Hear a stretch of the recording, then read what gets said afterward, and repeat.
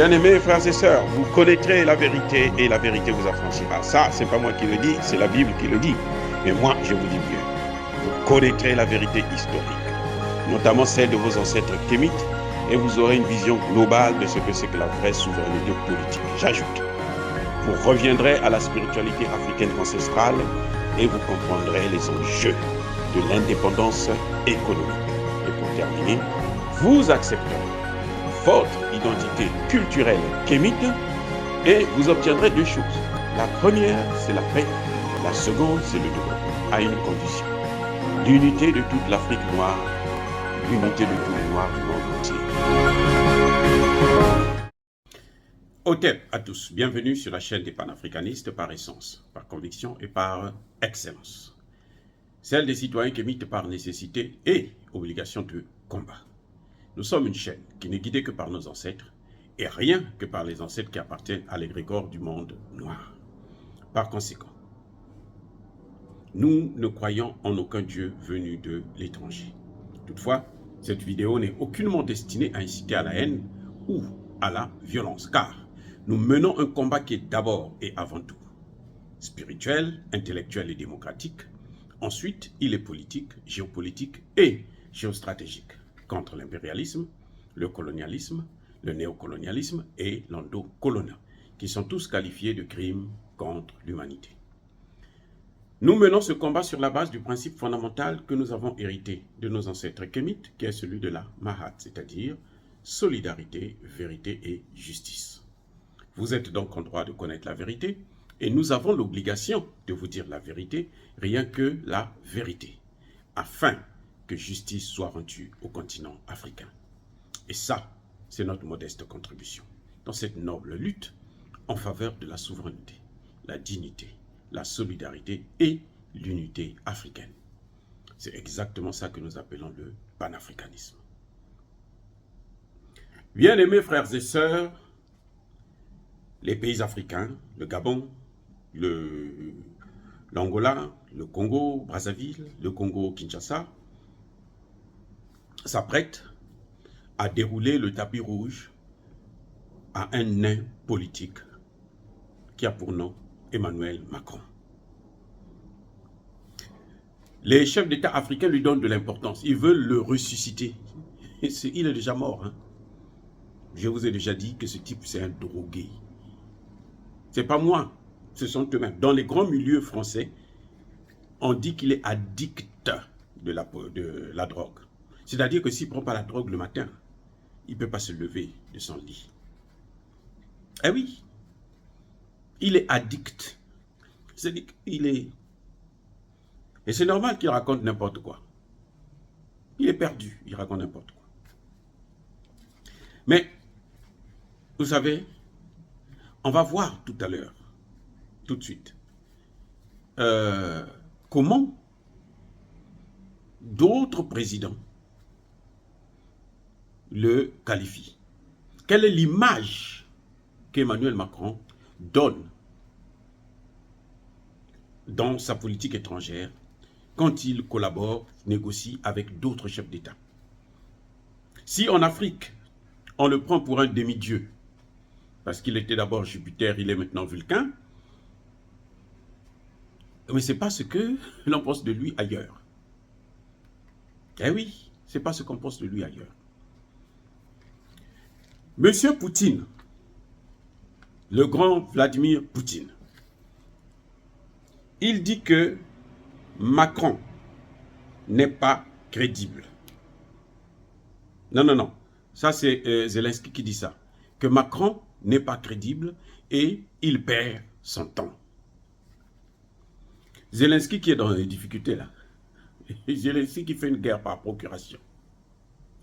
Zelensky ne respecte que Joe Biden. C'est-à-dire que l'interlocuteur de Poutine dans la guerre en Ukraine, c'est Joe Biden. Ce n'est pas Macron. Macron, c'est un figurant.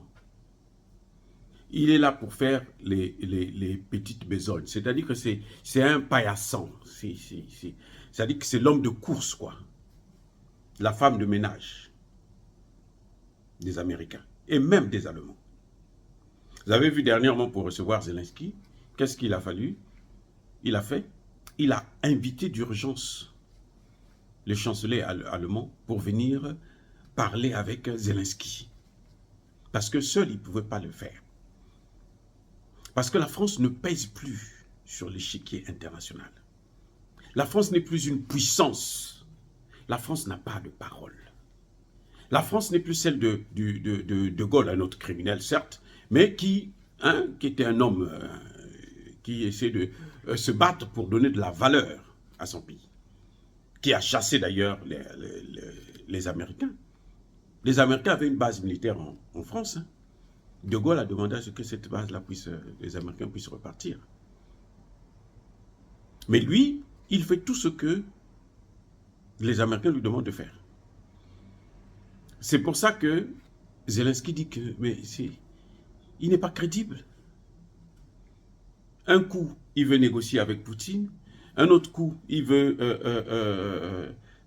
renforcer la guerre.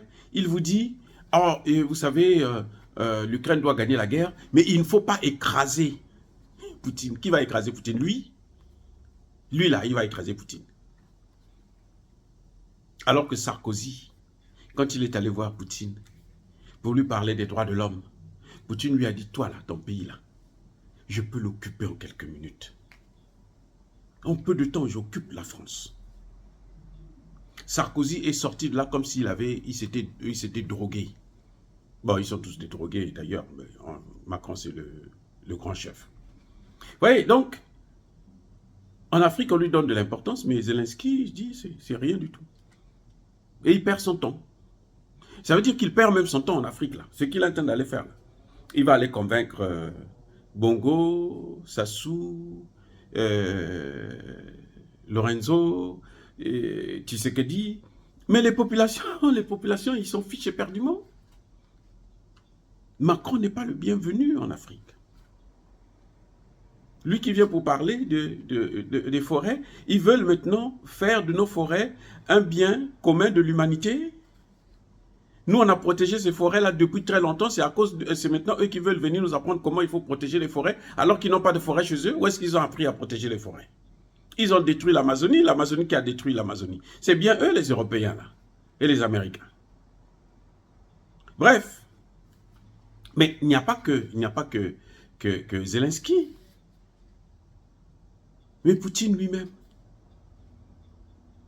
Vous vous souvenez du dernier voyage de Macron quand il partait négocier avec Poutine pour éviter la guerre? Vous vous souvenez ce qui s'était passé? Où Poutine l'a reçu sur une table qui faisait je ne sais pas combien de mètres. Alors qu'avec Macky Sall, ils étaient côte à côte. Alors qu'avec Macky Sall, ils se sont serrés la main. Poutine n'avait pas serré la main à Emmanuel Macron. Eh oui, il va aller serrer la main à Bongo, à Sassou et autres, mais Poutine, lui, ne lui serre pas la main à un voyou comme ça. Écoutez, regardez, Poutine dit, la voix de Macron n'a pas de valeur. C'est vous qui l'écoutez. Macron, lui, ce qu'il dit là, ça n'a pas de valeur. Poutine sait que quand Macky Sall, on l'a même surnommé le mendiant du blé, quand Macky Sall est allé voir Poutine pour demander le blé, mais Poutine sait que ce n'était pas Macky Sall qui avait décidé, ce n'était pas les Africains qui étaient venus. Poutine savait que derrière Macky Sall, il y avait la France, il y avait tous les pays européens. Poutine le savait très bien. Mais pour montrer à Macky Sall que tu te fais manipuler, que tu deviens ridicule, Poutine a libéré 300 000 tonnes de blé. Il a dit, prenez, je donne ça aux Africains, gratuitement. Vous savez qu'est-ce que les Africains, les Européens, Macron en premier, qu'est-ce qu'ils ont fait? Mais ils ont pris tout ce blé-là. Et c'est maintenant eux qui vendent ça par-ci, par-là. Et puis, bon, ils se font de l'argent sur le dos de Poutine et des Africains. Donc, quand Poutine dit que ce type n'a pas de valeur, parce qu'il sait que c'est un voleur de blé. Il sait. C'est un voleur de blé. Ils ont détourné. Détourné là, c'est volé. Ils ont détourné le blé qu'on envoyait en Afrique. Ils sont allés faire des négociations stupides, bidons, en faisant croire que non, nous on ne veut pas que l'Afrique puisse mourir de faim. Quand Poutine ouvre les portes, sur plus de 80 navires chargés de blé, il y en a un seul, même pas, qui est allé en Afrique. Ils ont tout pris, les Européens. Tous, ils ont tout pris. Donc Poutine sait que ces gens-là, ils ne valent pas grand-chose. Si en Afrique, on leur donne de l'importance, ils ne valent pas grand-chose. Poutine est en train de leur montrer. Avec un train de sanctions, ils sont maintenant à 10. 10 trains de sanctions. Vous voyez? Mais c'est pas tout. Erdogan, le président Erdogan, qu'est-ce qu'il dit lui? Macron n'a pas les qualités requises pour être président. Ça, c'est grave. Si Bongo a des qualités pour être président, Sassou a des qualités pour être président, Macron n'en a pas. C'est pas moi qui dis, c'est Erdogan qui vous le dit. Macron n'a pas les qualités pour être président. Vous savez pourquoi?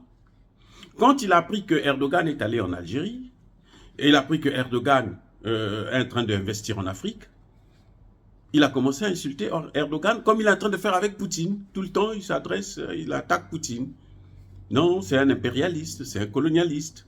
Alors que nous savons très bien que le colonialiste, justement, c'est lui qui nous a pris encore, qui a fait de nous des colonies. Ce n'est pas Poutine. La Russie n'a jamais colonisé un seul pays africain. Soyons sérieux. Et aujourd'hui, les pays africains se disent, non, on en a marre de cette colonisation, des conséquences de la colonisation, de ce néocolonialisme, de cette recolonisation qu'ils sont en train de faire avec les bases militaires françaises un peu partout maintenant en Afrique. Et donc, les gens ne sont pas contents. Ils préfèrent changer de partenaire, avoir affaire à des gens qui les respectent. D'ailleurs, même lui-même l'a reconnu, comme il est un champion de changer, de tourner les vestes. Vous voyez, Erdogan l'a dit, pourquoi? Parce qu'il a dit, mais attendez, c'est lui qui a pris les pays africains en esclavage. C'est lui qui les a colonisés. Lui et les autres, bien sûr. Et c'est lui qui vient dire que moi, je suis en train de coloniser l'Afrique. Parce que les Africains ne veulent plus marcher avec lui, ne veulent plus traiter avec lui, ne veulent plus régler leurs problèmes avec lui. Mais c'est lui qui a un problème. Parce qu'en tant que chef d'État, en tant que président, mais Emmanuel Macron devait assumer maintenant sa responsabilité. La responsabilité de la France dans l'esclavage et la colonisation. La responsabilité des Français. Parce que là, ce n'est pas les dirigeants qui nous ont pris en esclavage, ce sont les Français. La responsabilité des Français. Et tout a commencé, le calvaire de l'Afrique. C'est l'esclavage ça a commencé par l'esclavage. Le début de tout, c'est l'esclavage. Donc, au lieu de présenter des excuses et voir comment faire pour réparer, non, il vient, il s'attaque à Erdogan. Pourquoi tu vas dans notre précaré? Le ministre des Affaires étrangères russe l'a dit. Joseph Borrell, l'autre voyou belge de l'Union européenne, et le Druyon, un autre voyou, là, un gangster, qui était aussi ministre des Affaires étrangères. Ils disent à Sergueï Lavrov plutôt, ils lui disent que la Russie n'a pas le droit d'aller en Afrique. L'Afrique, c'est pour nous. Depuis quand nous appartenons à ces imbéciles? Vous savez, il y en a qui disent que non, toi tu insultes, c'est pas normal et tout, mais ce qu'eux nous disent là, ils disent que nous leur appartenons, donc nous sommes leurs esclaves. C'est que ce sont des imbéciles, c'est pas normal. Il faut être un peu toc-toc pour prendre encore les Africains maintenant, d'être vos colonies, d'être vos esclaves. Non, ils n'ont pas hésité. C'est Lavrov qui le dit. Ils m'ont dit que nous, on n'a pas le droit de venir en Afrique. C'est leur colonie, c'est leur chasse gardée. Ça leur appartient. Donc moi, je dois rester loin de l'Afrique. C'est quoi ça? Ce sont les mêmes qui ont dit que l'Afrique, depuis quand les Africains peuvent décider d'eux-mêmes, de prendre des dispositions qui les concernent. Donc voilà, on voit bien que Emmanuel Macron n'a pas les qualités. Parce qu'avec l'Afrique, là, aujourd'hui, ce qu'il propose, ça n'a rien à voir. Il est en train d'aggraver la situation. On lui demande de rapatrier toutes ses bases militaires en France. On lui demande d'abolir le franc CFA. Lui vient, non, j'ai fait des réformes. Non, j'ai fait. C'est lui qui décide ce qui est bien pour nous. Il faut être fou pour dire des choses pareilles. Pour penser ainsi, il faut être complètement claqué de la tête. Mais c'est pas fini. Emmanuel Macron va voir Lula. Il dit à Lula, il sait que Lula fait partie des BRICS. Il lui dit, tu sais, toi tu dois nous aider. Il faut envoyer des armes en Ukraine pour faire la guerre contre Poutine. Lula lui dit, mais attendez, Monsieur Macron, vous avez vraiment la tête sur les épaules ou bien dans votre tête là, il n'y a pas de cerveau, il y a autre chose. Moi, je ne suis pas en guerre contre la Russie. Lula lui dit, mais moi, ma guerre à moi là, c'est contre la pauvreté. Si vous voulez me donner des recettes pour lutter contre la pauvreté, là, je peux discuter avec vous. Entre-temps, dégagez. Voilà ce que Lula a dit à Emmanuel Macron. Donc, c'est un message que j'envoie aux leaders africains qui vont recevoir encore une fois de plus ce voyou, de savoir que vous êtes en train de perdre votre temps. Si vous lui donnez de la valeur, à l'extérieur, il n'a pas de valeur. Les populations africaines, la jeunesse africaine, pour elle, c'est un non-événement. D'ailleurs, si vous faites un sondage dans ces 4 pays pour savoir s'il faut recevoir Macron ou pas, vous allez trouver que même 90% des jeunes vont dire « Nous, on ne veut pas de lui ici. Il y en a marre. » Dire cela, c'est inciter à la haine ou à la violence. Non. J'aurais bien voulu que vous puissiez connaître votre interlocuteur. Vous, chef d'État africain, qui continuez à baisser la culotte devant ce nain politique. Et c'est pour ça que j'ai donné ces informations qui sont capitales, pour mieux comprendre, connaître votre interlocuteur. Encore une fois, je persiste et je signe. Soyez bénis, abondamment bénis par le Dieu des Kémites. Mais que tous ceux qui persécutent le continent africain, tous ceux qui le pillent et le déstabilisent, qu'ils soient noirs, qu'ils soient blancs, qu'ils soient chinois, qu'ils soient arabes, qu'ils soient foudroyés, punis, neutralisés, maudits par le Dieu des Kémites et par nos ancêtres angélisés. Vive l'Afrique éternelle, j'ai dit et j'assume.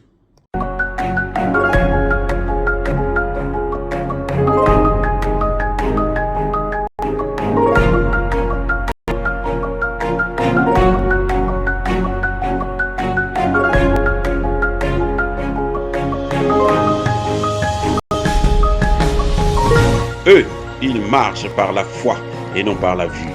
Mais moi, je vous conseille vivement de marcher par la connaissance scientifique et historique, notamment celle de nos ancêtres kémites, par les 5 sens et par l'intelligence. Abou Apia.